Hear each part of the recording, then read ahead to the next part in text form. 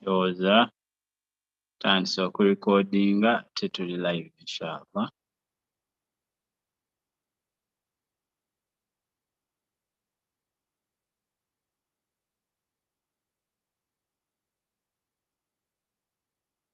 Okay, I'm making Sister Mariam a co-host. Onyambeko okwadimitinga abantu abo abayingidde inshallah. As well, Sister Sabra also helps me out inshallah.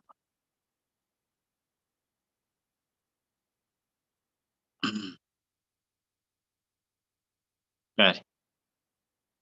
أعوذ بالله من الشيطان الرجيم بسم الله الرحمن الرحيم amatendo amajjuvu ga Allah tabaraka ta'ala zako kusayira owekitiibwa Nabi Muhammad sallallahu alayhi wasallam. Wano mu environment eno ndi mugenyi era ng'omugenyi yenna bw'abeera aba wampisa nnyo okuba nti tafuula watali wuwe wuwe. Yagezaako okufollowinga inshallah amateeka ga wano kuba gaawukanamu n'ageene ewaffe newankubadde etteeka liririmu lye sitagenda kusobola kussa mu nkola kwe kwesiba akakaaya. Akakaaya ko sijja kukeesiba naye inshallah amalala nja gagondera amateeka gonna biidhnillah. Olwaleero nondeddwa okubeera omusaale mu kuyambako okwanjula series eza lives empya ezikwatagana ku emotional intelligence. Zino ze zimu ku topics ze tutafaako nga ne w'oba okyogedde omuntu asigala tali excited ku biki bigenda kusharingibwa kubanga ensonga ezo tetwazitegeera bulungi ewaffe Uganda. So ng'ate ze zimu ku nsonga ezikyasinze okuba enkulu mu ddiini yaffe ey'Obusiraamu, zirina background y'amaanyi nnyo ne profound witness ne knowledge backed up with research nga ziraga nti eddiini yaffe yategeera nnyo ekintu ekiyitibwa emotional intelligence. Olwaleero ng'omulamwa we gwabalangiriddwa era ne gubabuulibwa gukwatagana ku butya omwana Adamu bwa respondinga to what happens emotionally. Omwo nga mwe tuyingiza okuguliefinga oba okukubagiza, omwo nga mwe tuyingiza okwagala okw'abaagalana ababiri, omwo nga mwe tuyingiza anga obusungu, mwe tuyingiza happiness butya omuntu bw'asanyuka. Tegereka bulungi. Ebintu bino bikulu nnyo okuba nti tubimanya era bikulu nnyo okuba nti tubyesomesa tuveewo nga tuteeka mu nkola. Lwaki topiki eno nkulu olwaleero? Mwenna abaliko abampuliriza era abandaba, lwaki topiki eno nkulu nnyo? Research alaga nti 90% of your life is what you respond to what happens in your surrounding or in your environment. Amakulu nti obulamu bwo bufaanana nga bufaanana ebitundu 9 ku buli 100 because of how you react to what happens around you. Butya bw'oyanukula, butya bwe weeyisa, butya bwe wohandling ebyo ebiba bikutuuseeko mu bulamu bwo day to day life. Tuli wamu? So kansuubire ndi ku mulamwa. Bwe mba nga siri ku mulamwa musobola okunzijukiza n'ennongoosa biidhnillah, naye nga okusinziira kye nasomye nalabye nga tuli awo.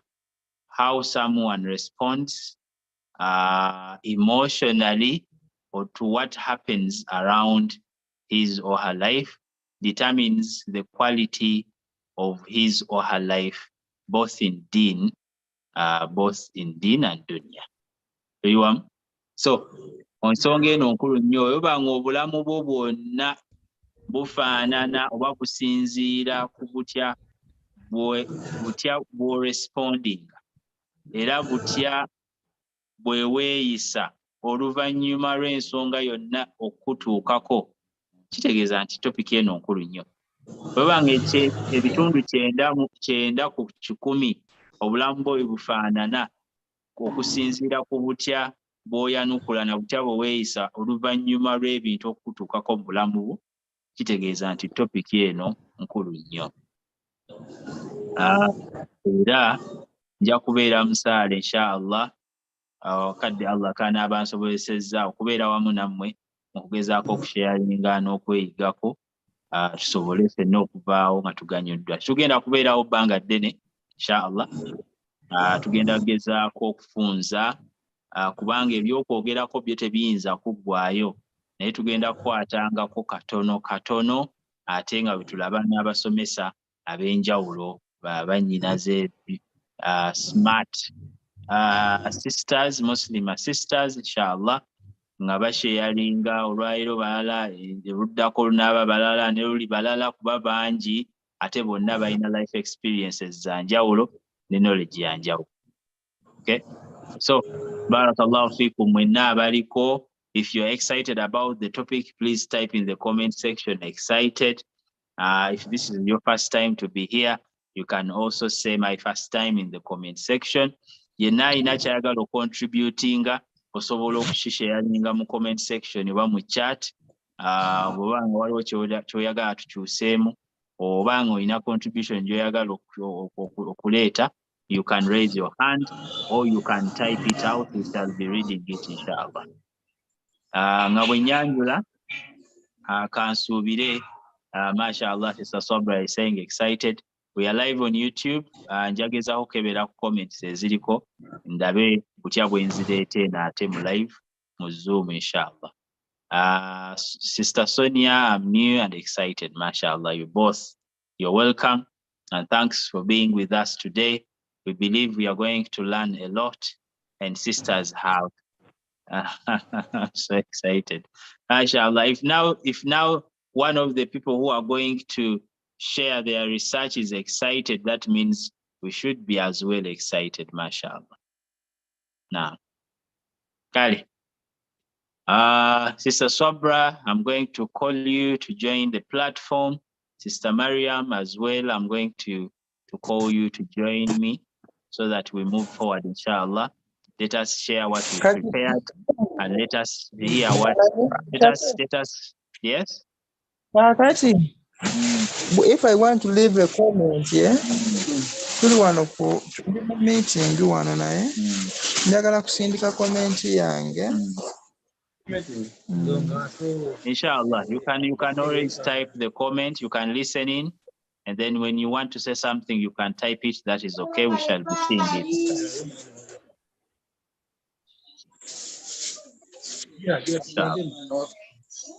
Okay. Please, sisters, jump in, join me on the platform, and let us share. So kulekayo obudde bwabategaseeko wano ku Zoom n'abalala bali mu kuwatchinga live inshallah basobole nabo okuba nti basharinga. We are not the only ones who know these things. Also, those people behind the cameras, also behind the comments, know and have a lot to share, inshallah. Bismillah. Thank you so much, Sheikh Muslim. Assalamu alaikum wa rahmatullahi wa barakatuh. Alaikum salam wa rahmatullahi wa barakatuh. It's an honor to be here. The soul of the Muslimah. And they know that alhamdulillah I'm excited to learn. Now, inshallah, we're going to be hearing from Sister Aisha Mariam. Again, to Gamba how to handle emotions of loss. Inshallah, emotions of love. Sometimes people don't know how to react when they fall for people, and portraying inshallah to kusaba or to work expertise more section as we wait for Sister Faidat inshallah ajabba naye atugamba how to handle emotions of anger, weeyisa otya ng'onyiize, bigambo ki by'oyogera, engeri reactinga ng'onyiize. So I'm very excited to be part of this class, inshallah. And I'll open to Sister Aisha Mariam. Assalamu alaikum wa rahmatullahi wa barakatuh. Alaikum salam wa rahmatullahi wa barakatuh. Mubanze nsoke. Naye ndowooza sooka. Nze nga binjokya. Adisase, inshallah. Kati olaba owonye towonye. Neda siwonye, inshallah, nze netegese. Mashallah. I'm so excited for today, alhamdulillah. I So can't wait. Allahumma amin ya Rabbi. No. Sister Sobra, ompadde chi? Tugambe engeri yo handling the emotions of love, inshallah. Onsudde mukwano nze nga sirabika mukwano. Inshallah jatuwa engeri yo handling wogwa mu mukwano okoze batyo obutasukkulumya. Omanyi abamu beerabira nti ogwa mu mukwano guno olina oyiga ogufuga.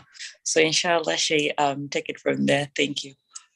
Olaba okonako bukonyi naye n'owulikika nga kafulu kati singa gwe kennyini yali ate. Kale inshallah. Ensonga ezikwatagana n'omukwano.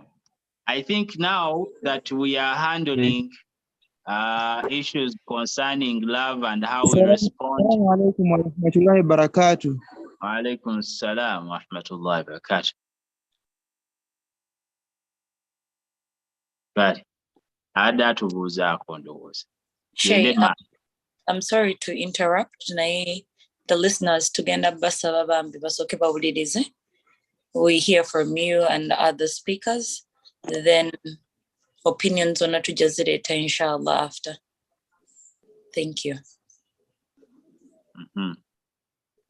Kale inshallah. Bismillahir Rahmanir Rahim.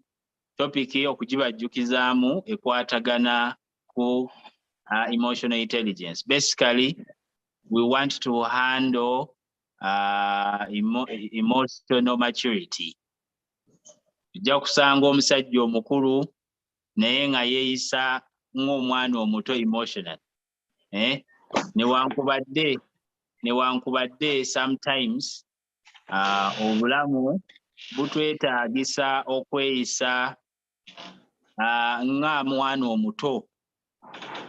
Sometimes when you take life so serious, you end up even hurting the people around you because it is already tough enough. Ndakusaba abantu ba muting inshallah. Oba abali co-hosts munyambe ko kuba nti whoever unmutes mugezaako kumuting inshallah. Waliwo saying egamba nti at least tonjagala naye ng'ompa ekitiibwa. Okusinga okunjagala naye nga tompa kitiibwa. So kakati mbuuza abali kuno, you can comment in the comment section inshallah. At least omuntu akwagale nga takuwa kitiibwa, oba at least akuwa ekitiibwa ne waba takwagala. What would you prefer? I would like to know people's responses. Inshallah. What do people think?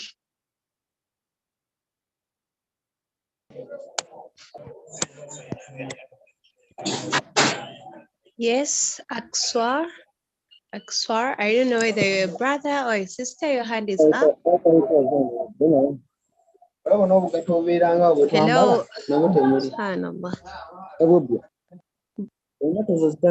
Muhammad, please mute yourself. Assalamu alaikum wa rahmatullahi wa barakatuh. Wa alaikum salam wa rahmatullahi wa barakatuh. Junior ndimbale nsanyuse nnyo okuba nti ndi wano era gwe muli gwe gusoose. Mashallah. Mashallah. Brother alinga bwe nasomako naye ku Bilali Kakiri simanyi oba ye oba naye. Kirabika yoyo. Oh,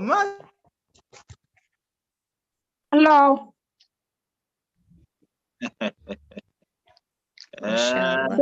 It seems people are excited about the topic. Webale kusomesa gwanga nsaba Allah kwongeremu bwongezi muganda wange era nsaba Allah topiya olwaleero sijja kukuvangako. Amin ya Rabbi. Amin. Amin. Amin. Bagira bawuliriza biizinilla naye nga nze ndi musanyufu kwendi nnyo ndi mbaali. Mashallah. Bebale tuba Mashallah. tubidde. Tujja kubakyalirako mutugabule.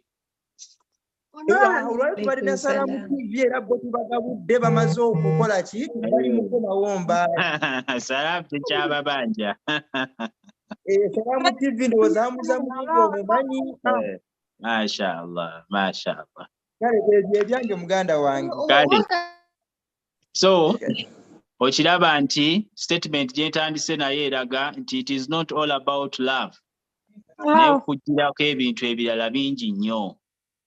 Tulabye nnyo abantu nga alina byawulira alina byawulira naye n'abiyita love, n'abiyita kwagala, naye ng'ate oluusi si kwagala. N'akomekerera nga badde alowooza nti ayagala omuntu ne bamala bonna ebbanga lye bamaze agenda okuwulira kati takyamwagala. Akati ekyo kiba ki? Can you please mute? Good. Thank you. So, badde ngamba nti ensonga y'okwagala eno eri very tricky. Bukyenkya omuntu n'awulira byawulira ye n'alowooza nti akakati bino byempulira bino kwagala. N'amaliriza ng'akoze decision abadde n'omuntu wayitawo ebbanga ttono nnyo agenda okulaba ataamutamya alina birala byawulira naye nga byonna bi-interpretinga nga kumutama. Akali ntugaa nti wali yali amwagala oba kyali ki kye yali awulira kye yali aconfusinze n'okwagala. Ebiseera ebisinga okwagala kuno kwa njawulo okusinziira ku relationship yo ne nature eyammwe wakati wammwe ababiri. Waliwo okwagala okuli wakati w'omuzadde n'omwana. Wabeerawo okwagala okuli wakati wa husband and wife. Wabeerawo okwagala okuli wakati w'ab'emikwano. Wabeerawo okwagala okuli wakati w'abooluganda. Naye ke mbadde njagala okusikayo okwagala okuli wakati w'ab'emikwano. Musobola okutuuka ekiseera nga muli ba mikwano nnyo, kati ne mutandika okuwulira bye muwulira biba bitegeeza nti you're connecting deeper. Naye Abanadamu bwe bataategeera emotional intelligence, bwe bataawa attention ebyo Allah bye yatugamba, okwagala n'okwo okuli wakati w'ab'emikwano kwamaliriza ate kuvuddemu ebintu ebyazikiriza omulembe mulamba. N'olaba ng'omusajja ate mbw awasizza musajja munne olw'okuba nti bawuliranga abaagala n'ennyo. So they misplaced what they felt. Ne balowooza nti bye bino so ng'ate si byebyo. So the way we respond to what we feel and we take it to be love is very important. If it is not handled properly, hey, which language do you speak? Okay. How would you suggest I proceed? How would you suggest I proceed? Badde ngezaako okukozesa Oluzungu n'Oluganda. Simanyi oba tebiri clear oba Muganda waffe olulimi ki lwategeera asobola okukomentinga ne tumanya inshallah butya bw'ayagala handling. So I was saying nti ebiseera ebisinga waliwo ekintu ekituula mu mitima gyaffe. Mu mitima gyaffe. Bwe kituula mu mitima gyaffe ne tukinterpretinga mu ngeri za njawulo. Naye mu ngeri ezo nga bye babanjulidde, mulimu anger, mulimu grief, mulimu love, mulimu happiness, mulimu n'ebirala. Tuli wamu. Naye nze basseeyo akanyomero ak'ebyo bye tuwulira ne bajjamu love. Ne bagamba nti Sheikh Muhsin olwaleero ogenda kuhandolinga love. Naye nga love ngenda gihandolinga in the perspective of how we respond to how we feel love in our hearts. Nengamba nti bwe tuba nti tuhandolinze bulungi nnyo ensonga eyo tumaliriza tuginterpretinze bubi either neetugasa oba neetukosa. Nembawa example, nembagamba nti bw'eba ehandolingiddwa bubi emaliriza evuddemu ebintu ebyokubeera gay ng'ebyokubeera lesbian because mwemuwulira nti kakati engeri gye mukwataganye ennyo, so what you're feeling is love between each other, so you should marry each other or you should date. Nemwawukanira ddala and you misplaced the whole meaning of hubb or love. Era nembawa ebika by'okwagalana, naye ebika by'okwagalana ebyo byonna tebitegeeza nti we should respond to that irrespective of the gender we are handling. Era okwagalana kubeerawo wakati w'omuzadde n'omwana. Era tojja kuvayo gaa nti olw'okuba nti omuzadde n'omwana baagalanye nnyo kakati kyekiseera babeere bonna era bafumbiriganwe. Tekisoboka. Lwaki? Gaba mateeka eyatutonda Allah tabaaka wa taala ge yatuteerawo ye mu kumanya kwo okungi naga awo temusukkawo kino bwe kiti bwe kibeera. Tuliwa? So responding, how we respond to what we feel and we interpret it as love is a very important topic. Is a very important topic. Tulabye nnyo abaagalana abafumbiriganyiddwa ne baagalana ne bamala ebbanga lyonna nga baagalana akaseera ne katuuka nga they no longer feel each other. Simanyi oba byenjogera birizoneetinga n'emyaka gyaffe. Nga they no longer feel put in quotation, the love they felt for each other. Akati awo ne tugamba nti love ina expiry date emala neggwako oba weba teweddeeko kiki ekiba kituuseewo. Ekendeera eringa Imani Yazid wa Yankos n'erinnya n'etumbero olwaleero ewiiki ejja nekka. I would like to hear from you because these are the life scenarios we live in. Njagadde okuwulira ku maloboozi gammwe inshallah ne ku comments about what you think. Ebyo bibeerawo mu bulamu bwaffe. We have to address them, we have to talk about them, and you only find such conversations here at Soul Cocktail Muslimah. Mashallah. Yes, tulina omukono okuva ewa Sister Fatina. Mashallah, emikono gijjo gijja. What do you think? Assalamu alaikum wa rahmatullahi wa barakatuh. Wa alaikum salam wa rahmatullahi wa barakatuh. You're most welcome to asanyukidde nnyo mwe bali tujoininga. Mashallah. Nze kyensobola okwogerako ku love. Brother, I think love is just like Iman. Yes. Buli lw'okola ekintu ekirungi singa tubanga tuli mu love naawe n'okola ekintu ekirungi, of course love eba yeeyongerako mba nina okwagala ennyo, just like Iman. Buli lweweesembereza nnyo okubeera kumpi ne Allah obanga owuliriza emisomo gye, Iman yeeyongerako. Okola ebintu ebikongeza Iman yeeyongerako. The more you distance yourself from Allah, the lower your Iman is. So it's just the same like that. And then the other thing about respect and love, I was listening to one of my favorite scholars, that is Mufti Menk, today about marriage. Said something about love in marriage. Respect has to be the lead. We know twewangana ekitiibwa as we love ourselves. Singa tuba twewa ekitiibwa, then we stick on Allah, what Allah says. That's all I had. Assalamu alaikum. Alaikum salam wa rahmatullahi wa barakatuh. Gyaleese n'agamba nti love eringa Imani. Imani eno Yazid wa Yankos eyambuka n'ekola ki? Nekka naye erina ebigyongeza nga bw'oba obikoze yeeyongera. Era erina ebigissa nga bw'oba obikoze ekka. Kakati njagala emikono eginabagizzeeko inshallah ng'olese Sonia n'abasoose okuwanika batubuulire biki ebiyinza okwongeza love, biki ebiyinza okussa love.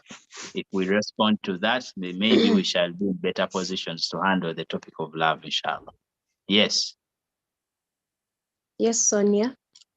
Please unmute yourself. Assalamu alaikum wa rahmatullahi wa barakatuh. Wa Wa alaikum alaikum salam wa rahmatullahi wa barakatuh. I'm so happy and excited to be here. And to me, what increases love, I think, the way you handle your partner. Muko okola biki, oyongeramu biki, birungo ki by'oteekamu. Okitegeera? Because love eyeyongera nekka nga Sister Fatina bw'agambye, love eringa Iman. Yeyongera nekka. Today you surprise me. I feel so excited and I'm very happy to do what, you know. Then the next time I feel like alero kiganye. I'm tired of you, so that's it to me. وهذا السلام عليكم ورحمة الله وبركاته. Alaikum assalam Wa wa alaikum rahmatullahi salam wa wa rahmatullahi wa barakatuh. Obudde butambula, we also have other sisters to come in and share their about the topic ngazi. Sijja kutwala budde bungi. Kenyinza okubalekera biidhnillah, then Sister Maryam to continue to start from where we'll pause. Ebimu ku Nabi Muhammad sallallahu alayhi wa sallam bye yatugamba nga tuba tubikoze tujja kwagalana, yagamba tahadu tahabu, gift yourselves, you will love each other. So buli wetuwangana ebirabo, buli wetuwangana obulabolabo obwo bulina engeri gye bwongeza okwagalana. Gwe mulundi ki ogwasembayo omuntu lwe yajja n'akuwayo akalabo, butya bwe wawulira gyali? Butya bwe wawulira gyali? Nabi Muhammad sallallahu alaihi wasallam yatugamba la tadkhulul janna, temujja kuyingira jjana hatta tu'minu, mpaka nga mukkiriza, wala tu'minu hatta tahabbu, ate temugenda kukkiriza mpaka nga mwagalanye. Namaliriza ng'agamba atya, awala adullukum ala shay'in, mbabuulire y'akantu, iza fa'altumu, bwemuba nga mukakoze, tahabbabtum, mujja kwagalana, afshu salama bainakum, musasanye salamu wakati wammwe. MashaAllah, tabarakallah. Thank you very much. Our mentor, Sheikh Muslim.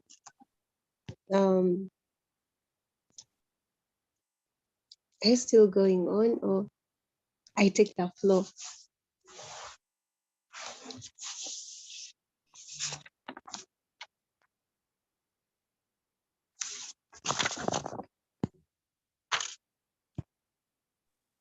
Hello, assalamu alaikum wa rahmatullahi wa barakatuh. Wa alaikum salam wa rahmatullahi wa barakatuh. I have just one request. Please, can you speak English, because I don't understand what I'm talking about.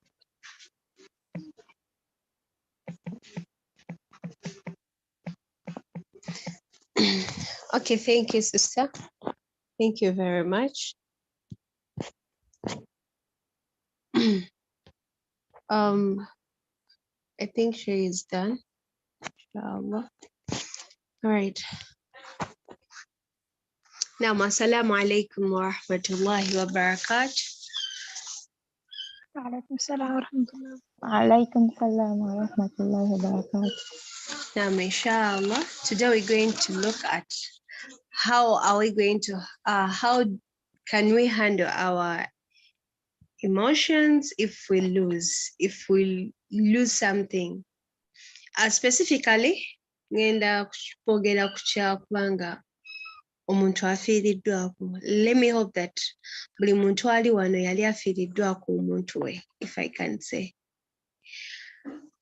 I personally nali nfiiriddwako omuntu wange ge nali sisuubi. Anyway, charge abrupt, I didn't know, and this is how I managed up to now, how I managed to pass through it. First of all, how I managed to do it is that I first acknowledged the pain that I went through. Secondly, when I kitegeera nti maze okufiirwa n'enkibeeramu ngamba okay, my aunt has gone, how am I going to behave? The second thing I did is to accept the grief or the trouble, all the sorrow that I went through. I accepted that the trouble that I was in, the sorrow I was in, and I understood that grief process. So I prayed to Allah very much that I wanted to go away with this, but it's not something that is going to go away in a blink of an eye. So kyatwala obudde, nze nganze kyantwalira obudde nemba nga ne mu process gye nalimu nga nkyetegereza ekyokubanga okwembanga nafiirwa anti wange, how am I going to be okay? Please, Brother Muhammad, mute yourself, please. Thank you. The other thing is that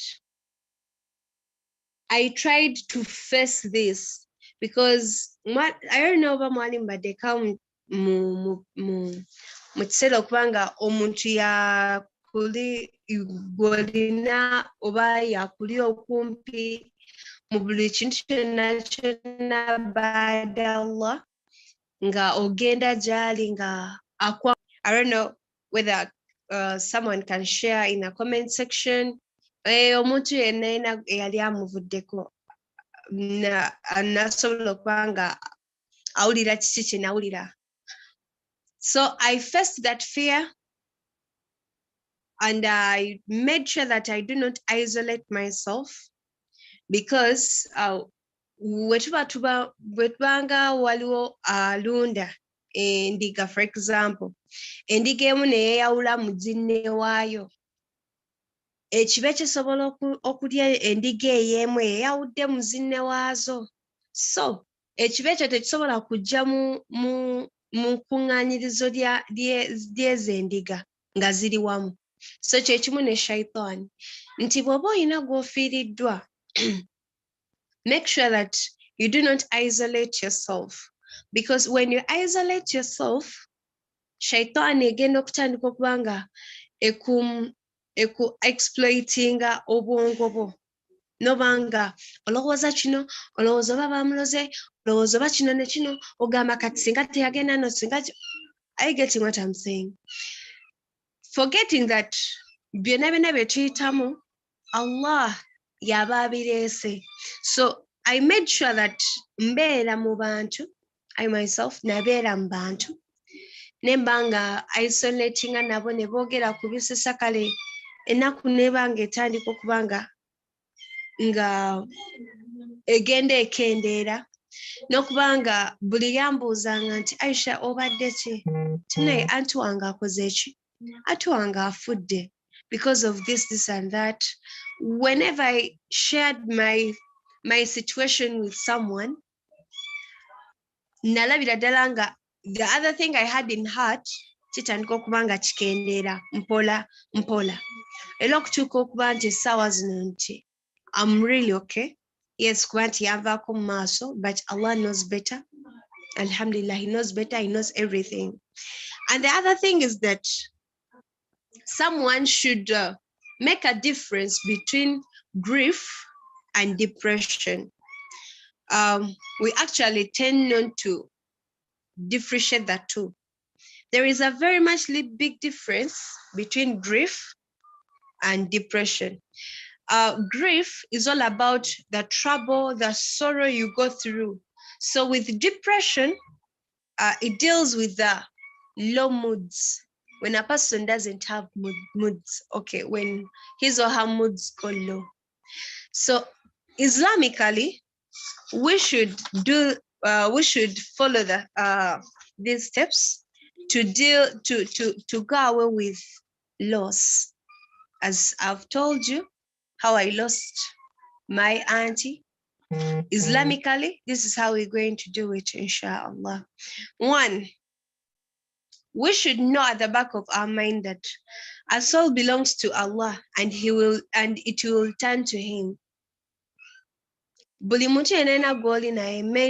Just know that anytime Allah muita, totally suppose oba chomuinako buvunanyizibwa. Kubera sigwe yamutonda, Allah yamutonda. So have that at the back of your mind that anytime Allah muita, nga tasoose na kwebuuzaako. Kubera we yali amuleeta, teyasooka kwebuuzaako. The first thing I did is to supplicate to Allah. Kiri kye nali nnina ekyokuba nti neekungubagiza nnyo mu mutima, Allah alyansaasira ne kiba nga kivaako. Namusabanga nga mutegeeza nti Allah kino ekitonde gwe wakireeta mu bulamu bwange, era bye mbaddemu byonna ndabidde ddala nga ye mukwano gwange ndi okumpi, n'era gwasinga omwagala kubanga gwe wamutonda era gwamututte. Nsaba onsaasire, kyempitamu okimpiseemu Allah. That is the supplication I made. Era nesaba Allah, era Allah yansaasira nti mu bugumiikiriza bwe nalimu nga frequently I pray to Him. Allah yansaasira okuba nti right now I say it loud nga sikya, omuntu ng'ofiiriddwa mukwano gwo oba someone you love, buli omwogerako okaaba, in that nti saa zino I can talk about my auntie without crying, without anything. Yeah.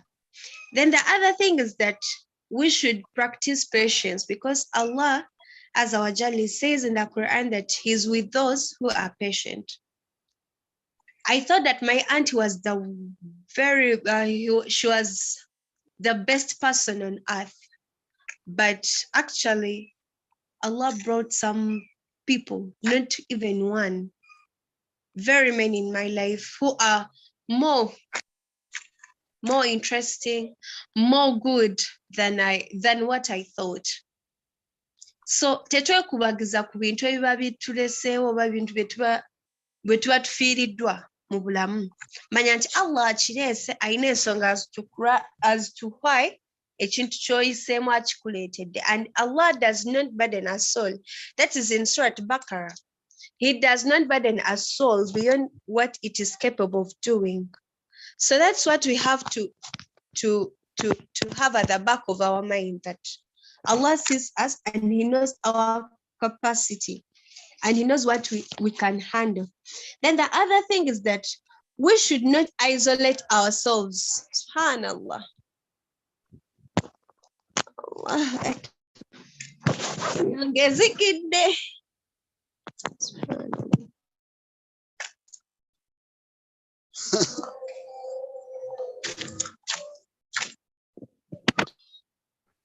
Naam. Assalamu alaikum wa rahmatullahi wa barakatuh.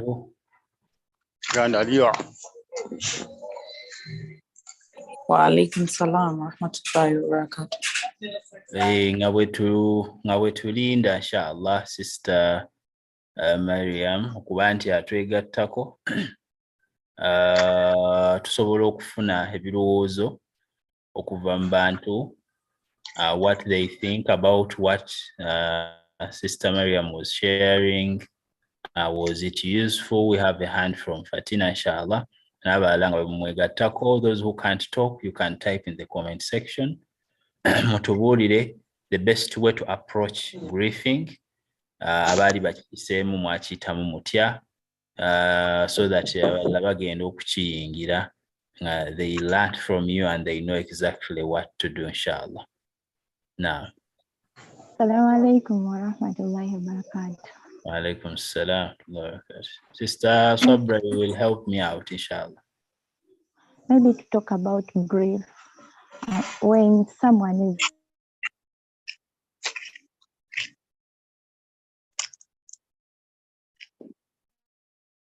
Yes, please continue.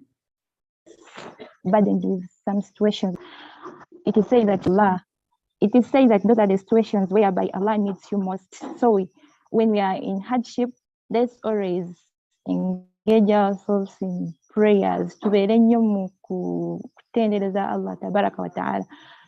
Tusaale nnyo, because those are the situations whereby Allah needs us most, and He always answers the prayers of the depressed. I believe someone who is in grief is at the same time depressed. So in every prayer that you perform, you pray, Allah answers it automatically. Kuba atugamba mu Quran, if I've not forgotten the translation of it, that in whatever hardship that comes, there is always ease. So if someone is burdened with something that is hard, the first thing to think about is Allah tasobola kuleetera kintu kyotasobola kuhandlinga. There is no situation that comes to you that you cannot handle. He always burdens a soul according to their capacity. Those somehow.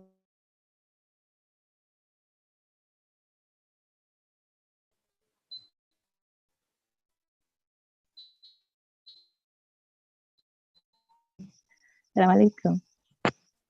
Wa alaikum salam wa rahmatullahi wa barakatuh. MashaAllah. Thank you so much, Sister Fatina, for sharing with us. I hope we are learning from each other, and I hope we are noting. These things are important. Kati babyogera kati nga tobifaako naye bimala okutuukako. Ate n'ojjukira live z'otapping attention naye n'ozaagala mu kiseera ekyo nga teziriiwo. I can see Sister Shukr, mashallah, joined us. Asobola okutuwa ku salaamu nga bwe yeeteekateeka okujja ate naye okuba nti abanaffe mu contributing. Sister Shukr, please say salam to the sisters. Assalamu alaikum wa rahmatullahi wa barakatuh. Jazakallahu khair ya Sheikh. Mashallah. Kirungi okuwulira ku mukyala wa Kabaka. Okumala ebbaagi ennene. Alhamdulillah. MashaAllah. Is there anyone who would like to share as Sister Maryam comes, please? Yeah, Sister Maryam, if you're ready, please, you can always jump in, inshallah. Walaikum salam wa barakatuh. Naam, nze genda Muhammad Junior Mbale. Kakati mukadde wange ompadde eddakiika nga mmeka? Dakiika emu oba? Dakiika emu ssebo, Sister Maryam akomyewo, inshallah. Alright, kale. Njagala okumwebaza olwa engeri gy'asobodde okuba nti asengekamu ensonga, naye waliwo ensonga ziwerako omuntu zatasanidde kubeera ng'abeera mu mbeera ey'okugrifinga, kugamba n'abeera mu mbeera ey'okunakuwala, era ng'ensonga esooka eri nti fakiru washkuru, singa wabeerawo ekintu kyonna ekibeera kikuguddeko oyina okufumiitiriza, yani ku ebyo Allah byabeera akulekeddewo byoba olina. Mathalan alese ekyokulabirako ekyokufa, mukadde wo bw'abeera ng'afudde, taata kojja gw'obadde osinga okuba nti oyagala oba maama, fakiru washkuru, fumiitiriza obuwangazi Allah bw'asobodde okubeera nga amukulekera n'abeera okugamba nga mulamu n'omulabako, ekyo olina okusooka okuba nti okyebaza nga tunaba kuba nti onakuwala. Mwana wattu bw'osooka okukola ekyo, eby'ennaku bijja kubeera nga bigwawo. Kati mulimu ono agamba nti nze maama saamulabako oba taata saamulabako, ye tewamulabako tewabalabako, naye ate gwe Allah akuwadde obulamu obusobola okubasabira Allah abasaasire mu kabuli gye bali. Kyekyo fakiru washkuru, osobola okigaziya mu ngaziya yonna gy'obeera osobodde. Then ekyokubiri, Sister Fatina Musa asobodde okuba nti akyogerako, inna ma'al usri yusra, mazima buli awali obuzibu manya nti nno oluvannyuma lw'obuzibu obwo waliyo obwangu. Allah bw'atu bwatutegeeza nga bw'ondaba nti Allah yatutondera ensi eno n'agituweera n'atuwa ebyokulabirako nga biri mu nsi. Okwata emmotoka yo n'ogivuga osanga akasozi, lazima bw'osanga akasozi ojja kumanya nti nno after that hill or after that ojja kusangayo akaserengeto. So nabwe kityo inna ma'al usri yusra, manya nti nno buli awali obuzibu lazima Allah agenda kuleetawo obwangu. Bameka nga bafiirdwa bakitaabwe after taata waabwe okuba nti afa ate bo ne bafuna emirembe. Waliwo ekyokulabirako kimu kyali mu ggwanga lya Zimbabwe naye sijja kigenda munyo ekibu. Enkuba yatonnya abaana ne basigala bamulekwa naye oluvannyuma basomera mu Amerika. Waliwo omuzira kisoomu yabagamba nti abaana abo be nalabye nga bali mu kubonaabonera mu mazzi abagize mubandeetera mu New York, era gye baakulya gye basomera kati gye bali. Kakati buli awali ozo Allah ayitawo okay kasembyo kineeno. Tulina okuba nti tukimanya naddala kino kigenda mu relationship nti oli bw'abeera ng'akukyayi kimanye nti no oba mu mbeera yonna oba ofiirwa business oba okoze eki kimanye nti no maama bw'afaata ekiyise kibeera kiyise nga bw'olaba igwe bw'otakyasobola kudda mu lubuto lwa maama wo, ekyo kibeera kiyise. Saba busabi Allah abeere ng'akugumya ogende situation egenda mu maaso. So gazandibadde ningi bampadde eddakiika emu mu nsonyiwe bwe mba nga ngisuusizzaamu naye nga zandibadde nyingi olw'okuba nti basista baagala kujja mukkirize nkoma. Subhanaka Allahumma bihamdik nashhadu an la ilaha illa anta nastaghfiruka wa atubu ilaik. Wassalamu alaikum wa rahmatullahi wa barakatuh. Wa alaikum salam wa rahmatullahi wa barakatuh. Barakallahu fikum, jazakallahu khaira fi dunya wal akhirah. Our brother Muhammad, you've said what I was all about, what I was almost going to say. Yani twandibadde tukuba butambi emabega nga brother Muhammad wayogedde okubanga Allah abantu batuwadde abatugjeeko. Tetwandibadde nga tubala wakadde twandibadde tubala akadde ke tumaze nabo, nga waliwo n'abamu abatafunye kadde nga Allah neera ffe kaatuwadde mu kuba n'abo abantu babaatuwadde okuwangaala nabo. Barakallahu fikum, jazakallahu khaira once again brother Muhammad, kubanga ebisigadde byonna mbadde ndooka okwogera almost obyogedde.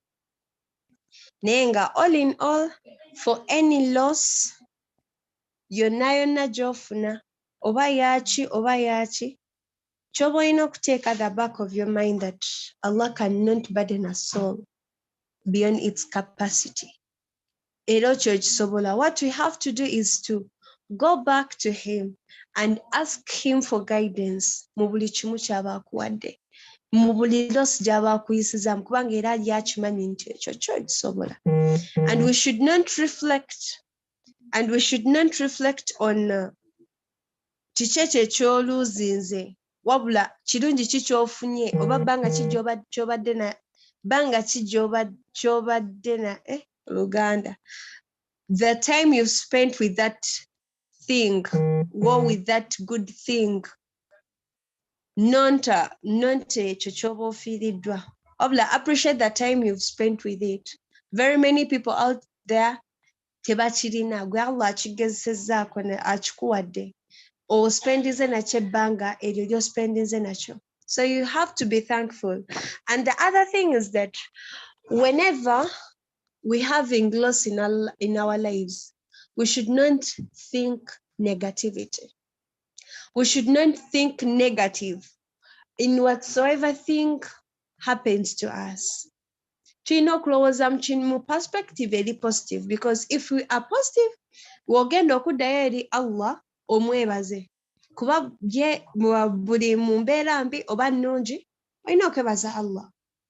Naye bw'obanga embeera yonna neekutuuseeko ey'akanyigo nga gw'olabira ddala era Allah tali just gy'oli, era Allah kino mu mbeera y'okuba nga ofiiriddwa, togenda kumwebaza. ate nga ye Allah amanyi ekirungi gy'oli era akikuleetedde amanyi nti okisobola era akikuleetedde kubanga era kyekirungi gye tuli. So Allah atusaasire ala tugasa n'ebino bye tuva okusharinga ffenna era atuwemu khayr fi dunya wal akhirah. Assalamu alaikum wa rahmatullahi wa barakatuh. Let me welcome Sister Sabra, inshallah.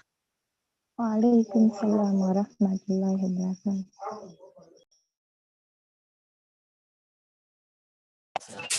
Assalamu alaikum wa rahmatullahi wa barakatuh. Wa alaikum salam wa rahmatullahi wa barakatuh. Thank you so much, Sheikh Mohsin and Sister Aisha Mariam. Zengena opening the floor to the audience. Please interact with us. Let us know how do you handle your emotions of anger? Edini tugambe chokuberanga ngeje tuino reacting ambusungu. So I'm opening the floor, inshallah, to the audience, please. Please raise your hands and let us know what you think, inshallah. While we wait for people to put in submissions, I'll introduce Sister Shukr. Please say salam to our audience. Then inshallah we can move forward. Thank you. Assalamu alaikum wa rahmatullahi wa barakatuh. Thank you very much, Sister Sabra. I think it's the second time I'm giving salam. I already did it quite earlier, but I'm quite happy and, of course, thankful to Allah to be part of today's live.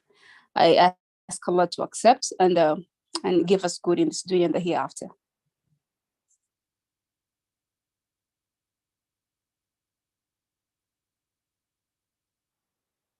Thank you, Sister Shukr. Banaye muli open okuteka emikono jammwe mutubulire mwe emotions zammwe z'obusungu muzihandling otya. So inshallah, please, the audience, you're open to put in submissions. We'll start with Sister Sonia. Please unmute yourself. Assalamu alaikum wa rahmatullahi wa barakatuh. Wa alaikum salam wa rahmatullahi wa barakatuh. Yes. Neyanziza olw'omukisa ogwokubiri. Yes. Briefly, bw'oba ofunye obusungu, you as you. Okolotya. Okay, me as me. What you first do, don't react. Toyangwa kureactinga nnyo sooka otulolooze. Kubanga sometimes omuntu okukola ekintu kale ekireeta obusungu, osooka neebuuza kivudde ku ki. Era nsonga ki ereeseewo ekyo ekintu otuukawo. Bw'omala otegeera ekyo, n'olyoka olaba engeri y'okureactingamu towards that.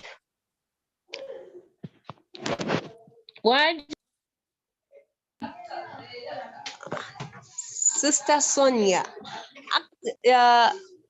is that the way you handle your anger? Oba nze afunye ekibuuzo kino obubi, Sister Sabra. So balina okuba nga twogera how we handle anger. Fenga. Yes, Sister, tubadde to opening the app to the audience for their opinions. Then inshallah tusobola ofuna perspective yedin from Sheikh Mohsin, inshallah. So let's listen to the audience. Let's listen to our speakers. Inshallah, then we can finalize with the Islamic perspective. Sorry, mbadde nkyayongerako ne bampita. Yes, please go ahead. Yes. So bw'omala okuanalyzinga ekintu n'omanya ku lwaki obusungu buzze, then nodda kweri ki ku mbaka kye yatugamba. Bw'ofuna obusungu weebakemu, bwe kigaana salayo era akazo bbiri. Onnyonnyole Mungu kubanga era buli kimu yasinga okitegeera. So I think kyekyo. Wahada. Assalamu alaikum wa rahmatullahi wa barakatuh. Wa alaikum salam wa rahmatullahi wa barakatuh. Wa alaikum salam wa rahmatullahi wa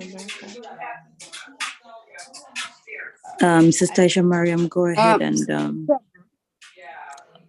let's please mute ourselves. Sister Swabra, let us first hear from Sister Fatina Musa. Yes, please. Thank you. Inshallah. Assalamu alaikum wa rahmatullahi wa barakatuh. You see, sometimes it is very hard, as Sister Sonia said, doing that first analyzing is for strong people. Now we are looking at someone who is lower than that, someone who is short-tempered. How will they handle their emotions? How will they handle themselves when they are faced with something that is hurting them? When I'm faced with hardships, the best thing I can do is to keep quiet. In those situations, you can tell someone, fine, to follow the Islamic perspective, but remember, shaitan comes there, and then that's why you find out that in most cases, around like fire, and they remember after doing something wrong. So the best thing there is the chance of kugamba. If you're weak like me, keep quiet until the situation is calm. Pretend to be fine until the situation is calm. Assalamu alaikum.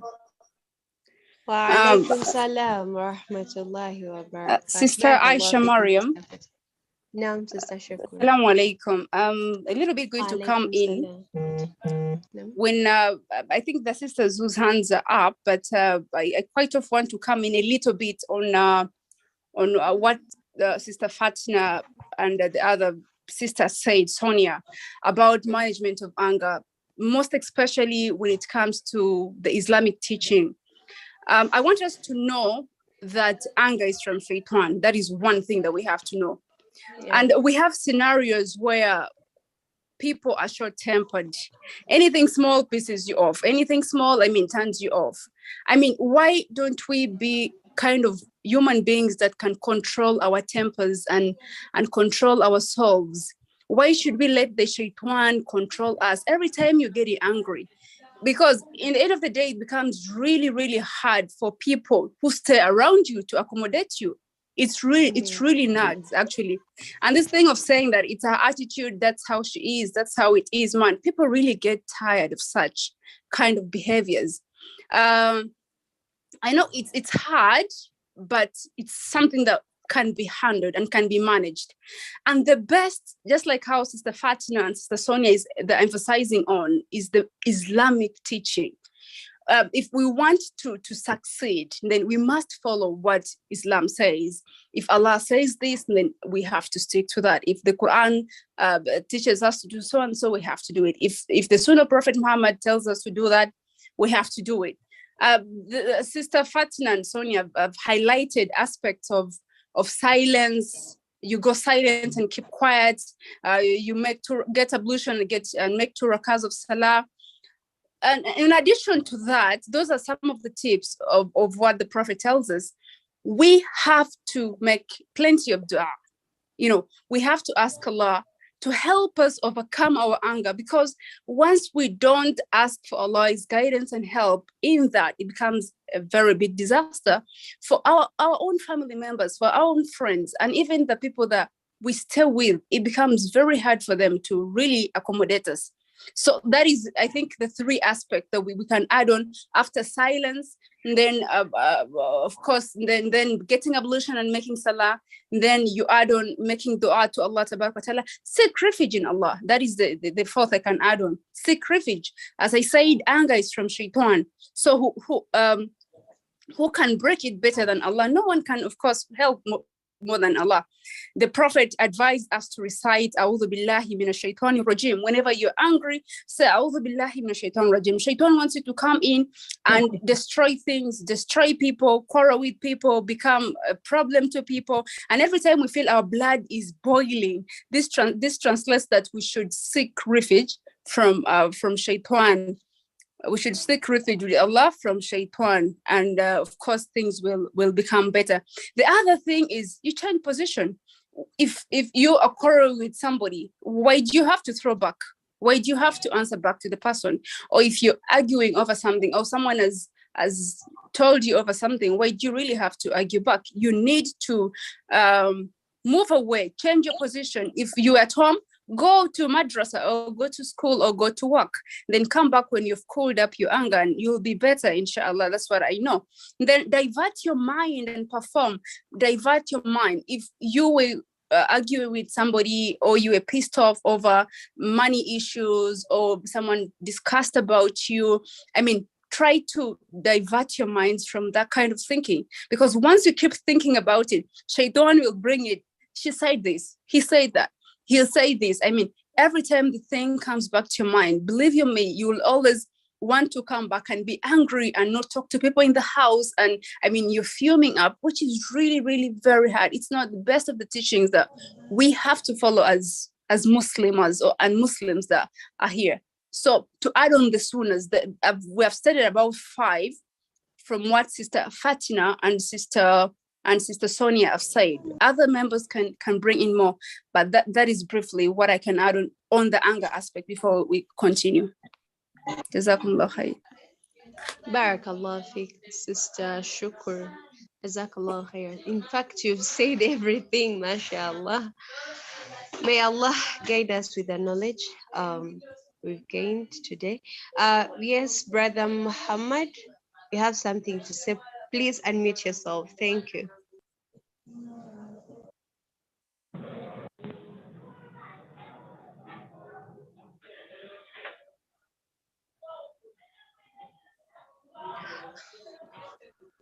Brother Muhammad, you've said in the chat room that unfortunately you do not practice what you're saying. What do you mean? Please highlight more. Thank you. Okay, I'm saying that very many people, let's say that as in we are just here discussing about how to handle the anger, right? But if someone annoys you talked about how the Prophet said and what have you, alhamdulillah, okay, but when it comes to that time, you don't practice what you are saying, and it is unfortunately, and it makes me nedowooza nti oba bye tusoma tubirekaawo mu mizikiti mwe babisomeseza, kubanga otunuulira omukyala omusiraamu waliwo amunyiiziza naye yenna n'aleekaana shouting n'abanga kwegamba n'atuuka n'okweyambulamu engoye. So kati sister mulese point eno mbutuufu nange mpuliddemuuko mu mutima gwange nga sitebenkedde bulungi kubanga mubyogeddeko, naye ate abakyala abalala simanyi kaŋŋambe nti n'abakyala mutera nnyo okubeera mu mbeera shayitaani ebakwata kugamba ebakwatirayo offside, ne muvaako waya, ne muyomba, ne muvuma kino, ne muvuma kiri, ate obutafaanaganako n'abasajja kibeera kitono nnyo ne bareactinga mu mbeera bw'etyo. Naye kakati nze nga nze bwe mba nga nfunye ekizibu bwe kityo, sincerely speaking, Mungu yampa nze neerabira mangu nvaawo awo ne ŋŋenda nze ndi mulabi w'akapiira, njagala nnyo akapiira, oba ŋŋenda ku playground ne ndabamu akapiira ne ntula n'emikwano gyange egitanyiizizza ne mmalirako eyo ebiseera, bwe mmala ne nzikakana kuba nze Mungu yampa alhamdulillah obusungu bwange bukola kibuggwako mangu ate ne neerabira. Okitegeera bulungi kubanga tunyiizibwa essaawa yonna. Mubeeramu oli akunyiiza mu business n'ogamba kati abono jamaani nkoze ntya, naye n'ogamba nti akankite, n'ogendako eyo n'olabako kapiira, oba n'ogendako mu mikwano gyo n'owumulirako eyo. Naye nze mu comment section mbagambye mmwe mubyogera awo naye temubikolerako, okuggyako nsaba Allah asaasire Allah abasaasire nange nsaasire. Oluvannyuma lw'okuwuliza lekiki eno tubeere nga tukolera ku ebyo bye tubeera twogedde oba bye tubeera tusomeseddwa naffe bye twogera, kubanga eddiini ebintu ebisinga obungi mu busiraamu tubimanyi, mwenna abasista abali kuno ne ba brothers abali kuno mubimanyi naye ate okubiteeka mu nkola bwe buzibu.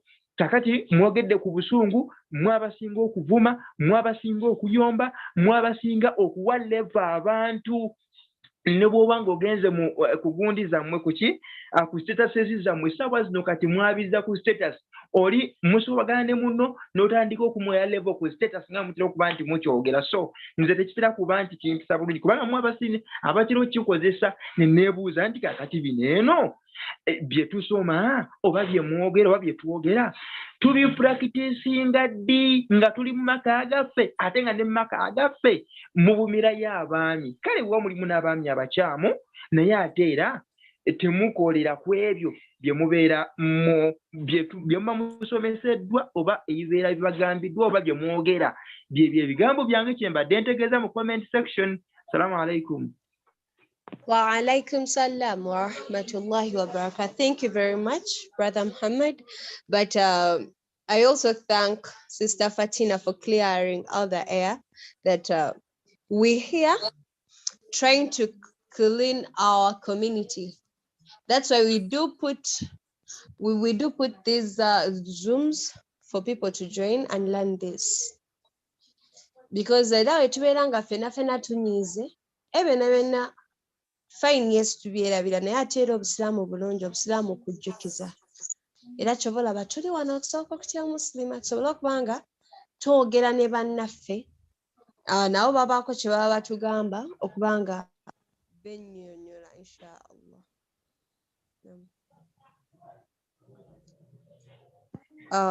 We go on Sister Swabra inshallah. Thank you so much. Yes, go ahead, Sister Shako, please. Sister Swabra, Brother Muhammad said something that I think is really touching. Well, I think it's our responsibility as Muslims to remind others or to remind each other so we come back to the right path. You know, learning Islam is a different aspect, and practicing Islam is also another thing. We have very many people that have Islamic knowledge, but don't really practice it. So what are we, it's the question we should ask ourselves. We have seen Muslim ladies, Muslim girls in schools, at work, office, and different places. When they go angry, they go mad, they shout, and all the dignity and modesty of Islam disappears. What are we going to do to make sure that they come back to the right path? You know, when they see a Muslim woman or a Muslim man in a kanzu and a cap screaming and shouting, they will definitely judge all the entire Muslim world to be the same. I mean, so it's something, you brought a question that we teach, people talk, people preach, sheikhs teach in the masjid, but I mean, people don't put these things in practice. We don't blame one another for that. I mean, we are not perfect. Human beings, as Allah created us, we are the weakest. That's why Allah is the most merciful. And that's why he calls all of us to always make tawbah and always make istighfar, because he knows we are the weakest of creatures. So we have to be, can I say, alarms to one another. We have to be reminders. You don't need to fear to call someone to do ma'ruf. You don't need to fear to call someone to enjoy good if you have to as a Muslim man. So Muhammad it's more of an energy that I think we have to put, and that's why So Cocktail Muslimah puts this kind of darases for both, and that's why we only don't have Muslims. We have even the Muslim brothers and sheikhs who are joining us to educate the Muslim world. So we have to fight this together to say that we're having a better society and a better community, because once we don't do that, you will see it. And it's not just people go to the masjid, learn about Salah, and when they come home, people don't pray. People will read about Mufti Menk, they will teach them, they will watch them on YouTube, but believe you me, they won't do it. But you don't give up because people are not practicing what is being taught, but rather slowly but slowly makes change. You push them slowly and push them. If you see a Muslim shouting, you call her and talk to her and tell her Islam tells us to do this. And next time she'll like, oh, Sheikh Muhammad actually advised me on how I should manage my anger. And definitely she changes towards that. So it's energy that we all have to put together, and it starts with us, no one else. Yeah, thank you. Bana barakallahu fikum, jazakallahu khairan fi dunya wal akhirah. Sister Shukri, you've said it, mashallah. Yes, Sister Sonia, is there anything you wanted to add? Yes, Sister Aisha Mariam. After Sister Sonia, we'll be getting our closing remarks, inshallah, from Sheikh Mohsin, and we'll call it tonight. Inshallah. Okay, so after Sister Sonia, we'll be getting our remarks from Sheikh Mohsin, inshallah. Thank you. Oh, thank you very much, sisters and brothers here on this platform. So to me, Sister Shukru, achijeyo bulungi nnyo neyanziza. Thank you very much, sister. But then Sheikh Muhammad choyogeddeko, this day, I think omuntu okuhandlinga emotions, it's all about emotional intelligence. Omuntu yenna wabanga talina emotional intelligence, you know, that kind of thing. Eyina engeri gy'ereetamu omuntu nasooka ne yeebuuza n'otulako emabega ne weebuuza, what am I doing? Is it right? Then waliwo n'abali the other part of it nga ye bw'afuna ekizibu, you normally see such people in the society ajagenda ku social media status akateekeyo akawanike kyokka nga actually bali okugamba tebali even concerned. So such people tubeera nawo mu society. Naye nga Sister Shukuru bw'akijje, we have to talk and talk. Kubanga gye tweyongera okyogerako omuntu akyuka mpola, and change is a process. It's a gradual process. Tokyukira mu lunaku lumu, tokyukira mu dakiika emu. Kisobola otwala omwezi, emyaka, naye somebody can change. We talk about it and I think, yeah, it will work out. Kubanga omuntu gwe bagambye, I think now dako kumabali nonga I could do this ndenganze Sonia wenfuna obusungu mbadde nkola ntya. If I was shouting nentukanga, by the way today mbadde nyina gye mpitaayita bana ekintu kinnumye mpulira kikyannuma. Seeka abadde ayambadde enkofiira ya Robbi naye ng'ebigambo byafubutukamu nkyokka nga ayambadde ntunudde nga nze aswala like era nyanguyiriza mangu nyonveewo kubanga seeka nsuseeko kyokka nga gwali okuyomba nabo sina abasiraamu naye ng'ebigambo byogera bine. So emotional intelligence kintu kikulu nnyo mu bulamu bwaffe mu buli mbeera yonna, you guys. Yes, and I think talking is the best option. Kubanga bakulu n'abakulu, I know bakulu n'abakulu, they won't fight, they won't do what, nay, they have to sit and talk. So ndowooza obutamala nnyo budde. I thank you very much for tonight. I'm so happy. I was so excited, and my excitement has been to the fullest, alhamdulillah. Era ekyo kye nabadde nsuubira okufuna kyenfunye. Era nsaba Mungu ya Rabbi abajaze khaira. Assalamu alaikum wa rahmatullahi wa barakatuh. A good night, and thank you for this program, Ya Rabbi. How I wish, how I pray, and you know, it could even carry more than this. Very much, because they are very nice and people need to hear about it. Now, yeah, how comes it to the control of it? Like, is it to a specified group of people, or it's you know? So I say I beg you clarify on that one, and we see what to do. Assalamu alaikum wa rahmatullahi wa barakatuh, sisters and brothers. Wa alaikum salam wa rahmatullahi wa barakatuh. Thank you, Sister Sonia. So Cocktail Muslimah has several platforms. Abantu abamu bade ku YouTube, abala ku Facebook, and also waliwo abalisteninga in naye ngoyinzolowooza tuli 12 fekka naye alhamdulillah it's a bigger number. We also have Soul Cocktail Academy. Tusomera tulinayo classes ez'enjawulo. We have Quran classes, we have FIQHU marriage, tulina personal coaches. Abo bonna bakuyamba ku ngeri y'okudealinga ne emotional intelligence y'okuyiga eddiini. So inshallah, please ask for information regarding that. Naenga Twina Academia as for cocktail in general. I'm going to invite Sheikh Mohsin at her closing remarks, and inshallah we'll call it a night. But thank you all for listening in. Thank you for your submissions. It's been an honor to be a part of this discussion. Assalamu alaikum. Wa alaikum assalam wa rahmatullahi wa barakatuhu. Oweereza bulungi nnyo, saba Allah akkirize era akusiime.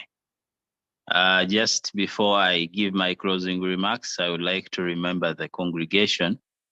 I'm just covering for Sister Sharifah, Dr. Sharifah, my wife, currently sick. Mumusabire Allah mususe amoya afia inshallah. So we are sharing nange we yabadde akola research we nange wenzibye nenzija ne sharing namwe pola pola inshallah. Temumpita mumanyi nnyo nange nyina gye nabibbye. Ekyo nga nkimaliriza njagala kumaliriza ku nsonga ya anga nga bwe badde bantegeezezza. Tugendere ku kigambo kya Umar ibn al-Khattab radiyallahu anhu yagamba, la ta'tamidu ala khulqi rajulin, teweesigamiranga mpisa za musajja yenna baza muntu yenna paka ng'owangaddeko naye wa huwa ghadhib ng'anyiize.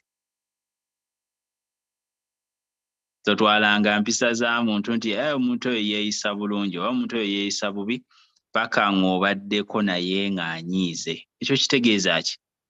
Bigambo bikulu nnyo ebyo. Kitegeeza nti mu kaseera ng'omuntu anyiize, that is when we see the true character of a person. Not necessarily the true character, but his level of how he handles discomfort. And that is emotional intelligence. Butya bwa handling ebyo ebiba bitamusanyusizza nga bimukuddeko waya. The way they handle themselves when they're angry speaks a lot about how their emotional intelligence is going. Oba ntegeerekeka. So ensonga zino nkulu nnyo era neebaza nnyo basista okuba nti bagezezzaako okuzijjayo bazaddressingire abantu baziyige so that we have such conversations.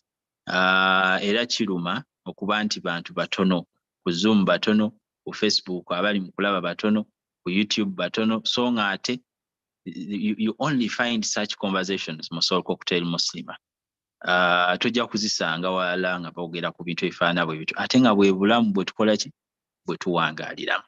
Saba Allah tabaraka wa taala akkirize abawe qabul fi dunya wal akhirah, mubeere nga musobola okutuuka eri ba sisters bangi babayigeko bingi ate nammwe mubayigeko bingi. Muganda wange Muhammadi nkakasa bulungi nnyo muganda wange tajja kunyiiga olwa imaani ennyingi gy'alina mu mutima, naye toyazze wano kukomerera tuli bagenyi by'ebigambo bye natandise nabyo.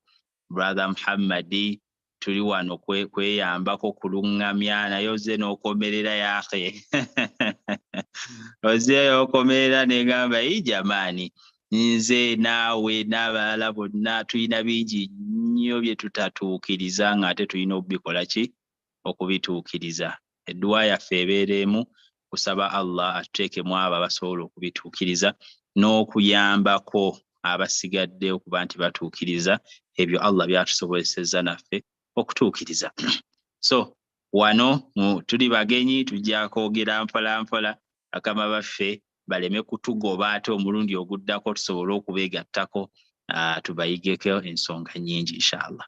Thank you everyone for the efforts, for the support, for paying attention. N'obudde bwe muwaddeyo embizi n'amaanyi n'okuwuliriza. Saba Allah tabaraka wa taala basaasire ebitagawinze bulungi, tuli baana Adamu ffenna ebyo tuyitamu. You just have to advise so that we improve inshallah bw'oba ng'olaba obulungi mu nsonga eno. ربنا آتنا في الدنيا حسنة وفي الآخرة حسنة وقنا عذاب النار.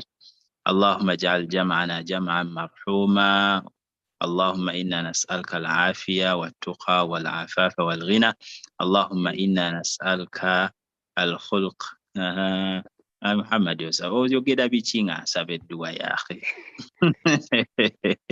ozokyankalanya edduwa saba Allah tabaraka wa taala atusiime era atwanguyirize akkirize ebyo bye tusharinze nga birungi atuwa obuvumu obubikolerako ate atuteeke mu baddu be abayambako abasigadde okuba nti they are better and they get better inshallah. وصلى اللهم وسلم على سيدنا محمد وعلى آله وصحبه وسلم والحمد لله رب العالمين. See you next time every Friday inshallah tubeerawo wano. Sister Mariam Sheikh oyina akatalekeka. Actually nsaba Allah basasire ya Rabbi mwena abagaziriza abanjagalire era bamalire byonna ya Rabbi. Thank you sister, thank you brothers who have joined our platform, and babite mujango every Friday at 8 p.m. live on Cocktail Muslimah. Assalamu alaikum wa rahmatullahi wa barakatuh. Wa alaikum assalam wa rahmatullahi wa barakatuh.